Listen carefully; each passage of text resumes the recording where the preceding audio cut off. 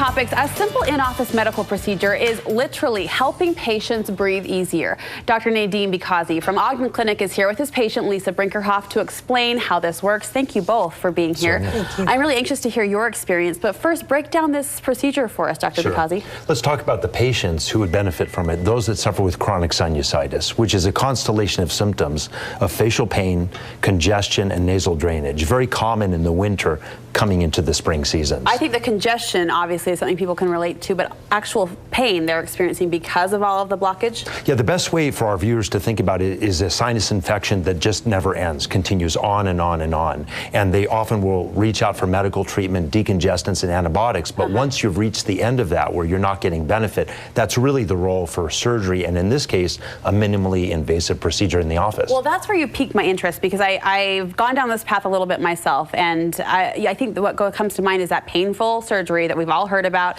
the shaving, the packing, all of it. You have a different option that is a little bit easier. Yes, it's not a new technique. It's been around for 10 years, but really it's gained popularity in the office setting in the last 5 years. And essentially what happens is a catheter is placed in an obstructed sinus and a balloon is used to dilate it. Okay. And it's done under local anesthesia, very similar to what a balloon angioplasty does for people with heart disease. This does for the sinus sufferer. It opens up the passage. Oh, wow. So therefore now you have permanent opening and ventilation. We are seeing it happen, and you say permanent. That will last for how long? It's permanent. We participated in a national study where we looked at the long-term effects of balloon procedure versus regular surgery, equivalent efficacy over up to a 2-year period. Lisa, what was your experience with this procedure?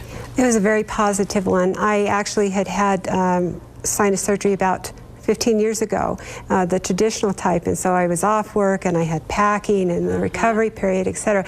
This, it was comfortable. He actually, told me what to expect, went into his office, and it was done within about 45 minutes.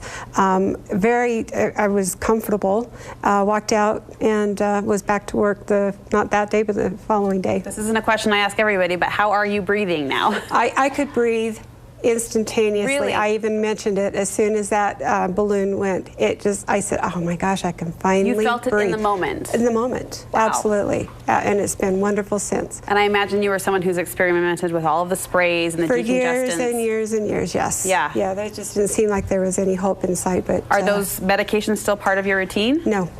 You've eliminated the medications. That's yes. Awesome. That's awesome. Yes. Is this procedure covered by insurance? About 50% of insurance is covered, but gaining in the state. And as we get the data out that the long-term results look as good as sinus surgery, we're getting more insurance coverage. And emphasizing 45 minutes.